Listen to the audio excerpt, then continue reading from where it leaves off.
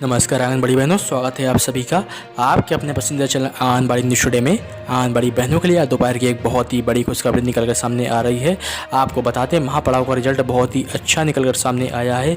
आंगनबाड़ी बहनों में से 900 बहनों में से 600 बहनों की बहाली हो गई है। आपको बता दें आंगनबाड़ी बहनों की ये बहुत ही बड़ी जीत मानी जा रही है।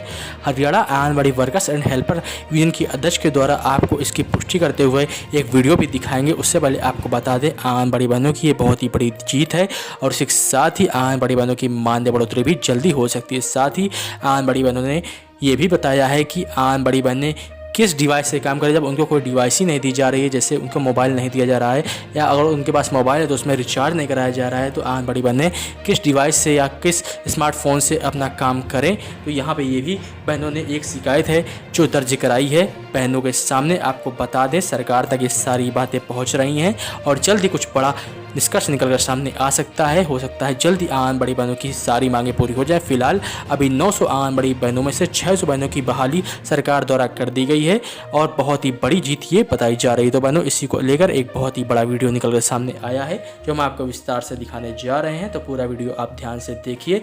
वीडियो पसंद आए वीडियो को लाइक कर दीजिएगा, शेयर कर दीजिएगा। हमने कहा कि इस आंदोलन को पोस्टर ट्रैकर के लिए लागू किया था, हमने चालू किया था इस आंदोलन को। वहाँ ना कोई मोबाइल दिया गया है, ना कोई सिम कार्ड दिया गया है और कहते हैं ऑनलाइन काम कीजिए। हमने कहा आप हमारे साथ वो काम कर रहे हो कि बॉर्डर पे जाओ दुश्मन को मारना है। ना स्टेन गन दी है, ना गोली दी है, ना कोई ट्रेनिंग दी है। दुश्मन को कैसे मारेंगे? तो उन्होंने कहा चलो ठीक है, आप लोगों को गोली दे देंगे यानी रिचार्ज खर्च दे देंगे। अरे गोली भी तो स्टेन गन में डलेगी, वो रिचार्ज भी मोबाइल में होता होगा। तो फिर बोलते हैं कि आपके पास मोबाइल है तो सही। हमने कहा वो हमारे हैं, वो हमारे पर्सनल मोबाइल हैं, हम उनको यूज नहीं करेंगे। तो वो जो है लगातार इस चीज का दबाव बनाते रहे, हम लड़ते रहे। और उन्होंने, मैं कह रही थी जो कि बीजेपी सरकार ने क्या गुल खिलाए हरियाणा में, वहां राज्य में भी बीजेपी सरकार है, गठजोड़ की सरकार है, डबल इंजन की सरकार है, जेजेपी और बीजेपी का गठबंधन है। वहां पर उन्होंने क्या किया कि महिलाओं का आंदोलन खत्म होने का नाम ही नहीं ले रहा।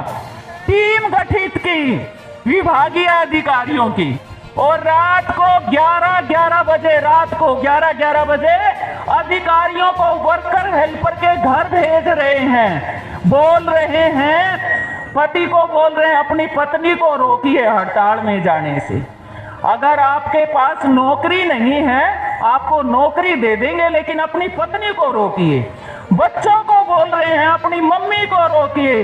अरे बहुत सारी महिलाओं की पिटाई करवाई इस सरकार ने, जो नारे लगाती है बेटी बचाओ बेटी पढ़ाओ के, बेटियों को पिटवाती है ये सरकार। और इन्होंने ऐसा हरियाणा में किया, लेकिन हम उन महिलाओं को सैल्यूट करते हैं। उन महिलाओं ने पुलिस दमन को सहन किया, विभागीय दमन को सहन किया, घरेलू दमन को सहन किया, उसके बावजूद भी लड़ती रही।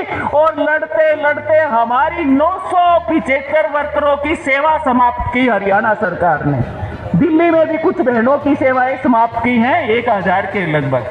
लेकिन हरियाणा के लोग, वैसे तो कहते हैं हरियाणा के लोग भोले भाले, लेकिन हम इस मामले में अपने आप को ये मानते हैं हम बहुत चालू निकले।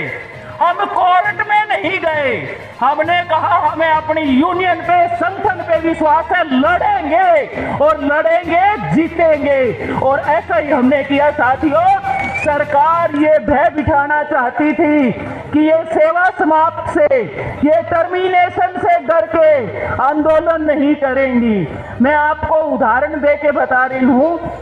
प्लास्टिक की गेंद होती है, बॉल होती है, बच्चे खेलते हैं जिससे, उसको कभी देखना हाथ में उठा के जितना जोर के खींच के मारोगे वो उतना उछलेगी। सरकार जितना दमन करेगी हम उतना मजबूत होके आगे बढ़ेंगे और जीतेंगे, ये पक्की बात है। और वो हमने हरियाणा में साबित किया साथियों। सरकार ने 975 की सेवाएं समाप्त की, FIR दर्ज करवाई, हमारी बहनों के ऊपर संगीन धाराएं लगाई।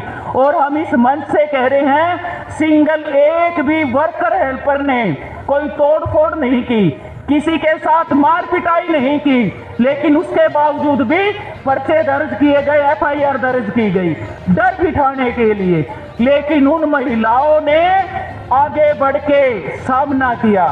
विधानसभा कूच करने जा रहे थे हमारी पंचकुला के अंदर, हमारी महिलाओं के वर्कर हेल्पर के घरों के आगे पुलिस के पहरे बिठा दिए गए। सुबह निकलना, रात को पुलिस की गाड़ियां घरों के आगे खड़ी कर दी गई कि महिलाएं बाहर ना निकले, आंदोलन में नहीं जाने देना। सरकार ने सख्त निर्देश दे रखे थे, लेकिन महिलाओं ने क्या किया, अपने घर की छत पे गई, पीछे जो पड़ोसियों की छत थी उसे कूद के पीछे वाली गलियों से जाके फिर भी आंदोलन में शामिल हुई। सरकार ने पूरा जोर लगाया, लेकिन हम जीते साथियों। अभी हमारा आंदोलन अभी भी जारी है। 600 से ऊपर हमारी वर्कर हेल्पर बहाल हो चुकी है आंदोलन के दम पे, अभी 300 कुछ रहती हैं, लड़ाई जारी है। मैं इस मंच से पूरे भारत की आंगनवाड़ी वर्कर्स हेल्पर्स का धन्यवाद करूंगी, हरियाणा की राज्य कमेटी की तरफ से। हमारी तमाम साथियों ने हमारे को हौसला दिया, आप सबने हौसला दिया तो हम लड़ पाए, क्योंकि आपने अपने अपने राज्य में हमारे समर्थन में आंदोलन किए, आप लोगों ने आर्थिक मदद की हमारी। मैं तो कई बार हैरान होती हूँ ये सोच के, और बोलती भी हूँ कि हरियाणा के मुख्यमंत्री की किस्मत नहीं थी ऐसी, लेकिन हमारे भारत की वर्कर हेल्परों ने हीरो बना दिया उसको, हरियाणा के मुख्यमंत्री को, मनोहर लाल खट्टर को। ये कश्मीर से मेरी बहनें आई, इन्होंने कश्मीर में पुतला जलाया, गुजरात में पुतला जलाया, सब जगह उसके पुतले जलाए, वो हीरो बन गए कि हरियाणा का मुख्यमंत्री, वरना कोई जानता नहीं था। हमारी वजह से उसकी पहचान हुई। दूसरा मैं ये कहना चाहती हूँ, हम वैसे पर्सनल कटास करते नहीं, करेंगे भी नहीं, लेकिन ये हमारा दुर्भाग्य है, देश का प्रधानमंत्री वो भी किसी परिवार, मतलब अपने बीवी बच्चों से कोई संबंध नहीं रखता। हरियाणा का मुख्यमंत्री भी ऐसा ही है, शादी नहीं कर रखी। ऐसे ही यूपी का भी है योगी। अब ये बताओ, जिनके बालक बच्चे नहीं, घरवाली, सबसे ज्यादा डर अगर किसी को होता है तो कहते हैं वाइफ से थोड़ा बहुत, वो कान खींच के भी पति को टाइट कर देती है। अब इनके तो वो टाइट करने वाली भी नहीं है, इसलिए इनके ऊपर कोई असर नहीं है। इनको डंडे से हमने सीधा करना है सबने मिलके कि ये जो तुम्हारी मनमानी है ये नहीं चलने देंगे। हमने वोट देके आप लोगों को जो है सत्ता में बिठाया है, और सत्ता में बिठाने की गलती अगर हमने की है, भुगत भी हम रहे हैं सब मिलके। गुजरात के साथियों को मैं कई बार बोलती हूँ, आपने क्यों नहीं बताया मोदी ऐसा है, तो वो साथी कहते हैं हम बताते तो क्या आप हमारी मानते। हमने तो इसीलिए उसको दिल्ली के हवाले कर दिया, भी पूरा भारत भुगतो, देखो अब वो क्या है। तो साथियों, उनको वोट देके हमने सत्ता में बिठाए, ये गलती की, उसकी सजा भी हम भुगत रहे हैं। ये जो नई शिक्षा नीति 2020 के तहत ICDS का निजीकरण करने जा रहे हैं, इसको सहन नहीं किया जाएगा किसी भी कीमत पे। हमारे हरियाणा के अंदर भी इन्होंने प्लेवे स्कूल के नाम से आंगनवाड़ी सेंटरों को NGO के हवाले कर दिया। अभी 800 कुछ आंगनवाड़ी सेंटरों को बोली लगा रहे हैं हरियाणा में, 1 लाख रुपया दो, कोई भी आंगनवाड़ी सेंटर को खरीदो आके, उनके नाम का वहां पर बोर्ड लगेगा जो 1 लाख रुपया देगा।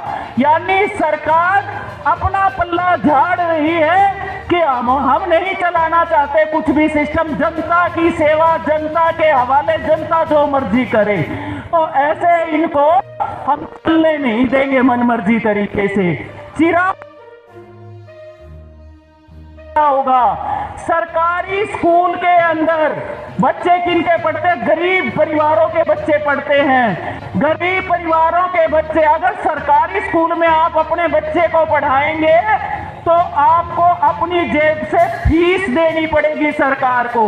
और अगर आप अपने बच्चे को प्राइवेट स्कूल में पढ़ाओगे तो सरकार आपके बच्चे का खर्च देगी प्राइवेट स्कूल को। तो आप ये देखिए, सरकारी शिक्षा को सरकार उजाड़ना चाहती है। गरीब परिवार के बच्चे सरकारी स्कूल में जाते हैं, वो 500 रुपए फीस कहाँ से देंगे?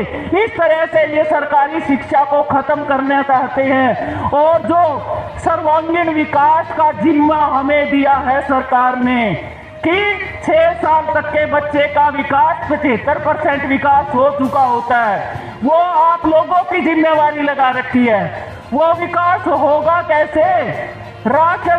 जो बच्चे को हमने भोजन देना है, वो भोजन पूरा नहीं, उन बच्चों को ड्रेस नहीं दी जाती, उन बच्चों को दवाइयाँ नहीं दी जाती, तो उन बच्चों को जो लाभ मिलने चाहिए आंगनवाड़ी केंद्र में गर्भवती माता को, वो लाभ दे नहीं रहे। बजट में कटौती लगातार कर रहे हैं। वो 75% विकास कैसे होगा? इस पे हम सबको, इसलिए कई लड़ाई ऐसी हैं जो हम अपने अपने राज्य में लड़ रहे हैं, लेकिन ये लड़ाई हमारी सबकी ऐसी लड़ाई है जो साझी लड़ाई और एकजुट होके बड़े जो हमारा मुखिया हमने चुन रखा है उस पे हमला करने की जरूरत है। हम सबको मिलके इस नई शिक्षा नीति 2020 के खिलाफ भी सबको मिलके लड़ना पड़ेगा, वरना तो ना आंगनवाड़ी सेंटर बचेंगे, ना ये हमारे सरकारी स्कूल बचेंगे। हम मानदेय बढ़ोतरी के लिए नहीं, हम इस स्कीम को बचाने के लिए लड़ रहे हैं। और ये स्कीम तब बचेगी जब हम एकजुट होके इस सरकार के ऊपर हमला बोलेंगे। आप तमाम साथियों ने मुझे सुना, कोई शब्द अपशब्द बन के निकला हो, मैं माफी चाहूंगी। कई लोगों को हिंदी समझ नहीं आती, लेकिन इतने अच्छे तरीके से आप सुन रहे हो, मुझे लग रहा है आपको समझ आ रहा होगा कुछ ना कुछ जरूर मेरी भाषा से। आप सबने मुझे सुना, आपका बहुत बहुत धन्यवाद।